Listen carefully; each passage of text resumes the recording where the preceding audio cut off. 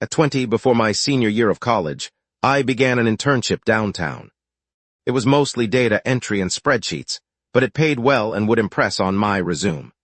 7 other interns shared our open office, crammed into cubicles that offered little privacy. 5 interns were pleasant, down-to-earth students. Eric, however, was intense, treating every task as life or death, typing furiously. But the 7th intern, Alex, was entirely different. At first, he seemed normal, perhaps a bit awkward like us all. Alex was tall, thin, pale, with unwashed dark hair not fitting the finance stereotype.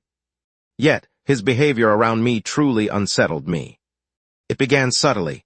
He'd appear at my cubicle, leaning over the low divider. He'd tilt his head slightly, grin with a strange, frozen smile, and speak in a deliberately creepy, weird voice. He'd say random things like, "Working hard or hardly working, Ronnie," then hold the unsettling smile too long. I'd awkwardly laugh, pretending it was funny.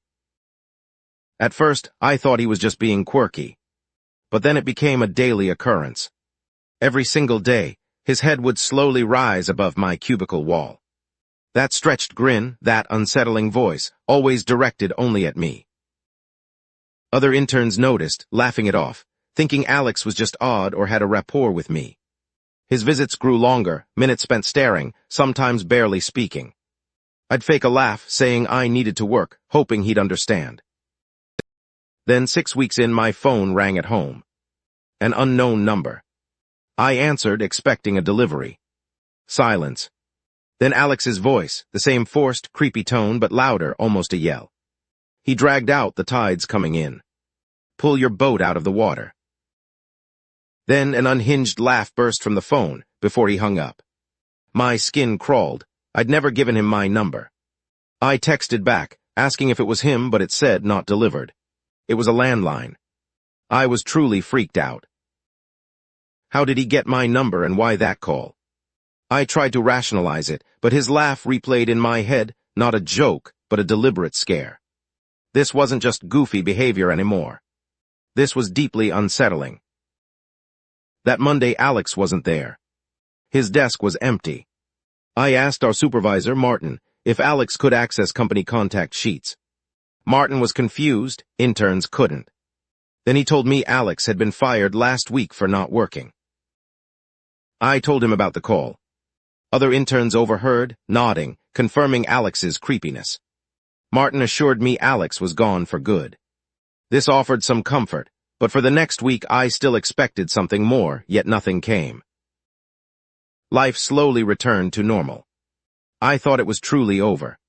Until one early Friday morning, around 5:00 a.m. Still dark, with only thin gray light creeping through my blinds, a noise woke me. I got up, looking out my window. I wish I hadn't. Standing in my backyard, between the trees and the porch light, was a figure staring up at my window. Even in the gloom, I knew immediately. The thin frame, the messy hair, the perfectly straight stance. It was Alex. For seconds, I froze, trying to comprehend. Then, clear as day, I heard him call my name in that same creepy, sing-song voice. I grabbed my phone, ready to call 911, when he tilted his head back and burst into that same hysterical, unhinged laughter. I shouted, threatening police, waving my phone. He stood a second longer, then turned, walking away into the trees, still laughing. The police couldn't do much, no break-in, no direct threat. I had to live with their unease. The rest of summer passed incident-free. I finished the internship and accepted a job offer for after graduation, though a small part of me dreaded returning to that office. I never told them about that morning. Alex was simply gone. I convinced myself he suffered from mental illness, the only explanation for his transformation from quiet intern to laughing lunatic in my backyard. Years passed. I moved on, got a different job, but the image of him still unnerves me. I still wonder how he found my number, my address, what he wanted. All I know is, for a few months, I worked alongside someone not just strange, but with something far deeper going on. I'll never forget his laugh in the dark. When this happened, I was 17, working my first real job at a local grocery store in our quiet Vermont town. Everyone knew everyone, and nothing ever really happened. It was a simple job and my co-workers were friendly. During slow hours, we'd gather at the front, chatting about TV, making fun of older employees, complaining about customers. I felt less like I was just standing at a register. The atmosphere varied depending on the supervisor, either relaxed or strict. One co-worker, Sean, I didn't know well. He was 24, awkward with longer, unkempt hair in an in-between stage. He worked in dairy, so we rarely interacted. He was quiet and polite, and I didn't think much of him. Eventually, I joined a co-worker group chat, and he was in it. Then Sean started messaging me directly. At first harmless, asking about shifts. But over weeks, he tried to get closer, asking about my personal life. What music I liked, what I did after work, even my weekends. People make small talk, but the tone was off. He'd call me cute, make flirty jokes. I was only 17, he was older. I tried to ignore it. The messages became annoying. He'd comment on my online posts, sometimes late at night. Not threatening, but persistent, making me uneasy. I didn't know how to tell him to back off without awkwardness at work, so I mostly ignored him. One day at work while discussing TV, Sean suddenly asked, "You like Stranger Things, right?" I froze. I hadn't told anyone. I nodded, trying to brush it off, but a cold feeling settled in my stomach. How did he know? I made eye contact. He just smiled awkwardly, returning to dairy.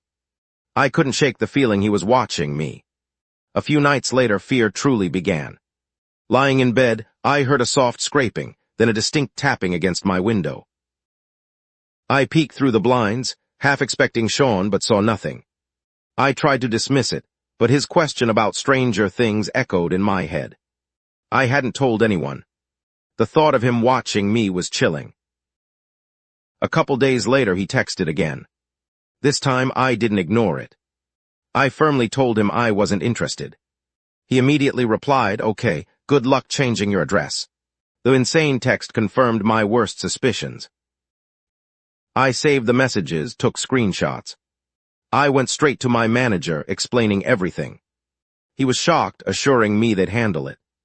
My dad and I filed a police report, showing them the texts, explaining the window incident. The next day, Sean was fired on the spot. Police started paperwork for a restraining order. I thought it would be over, but I quickly realized nothing felt truly over. What if he was crazy? A piece of paper couldn't stop him. I double-checked locks, refused unknown calls, and avoided discussing my routines. Weeks dragged, waking at night, convinced I heard something. I reminded myself of the legally binding restraining order, but the fear was real. It took a long time to feel safe.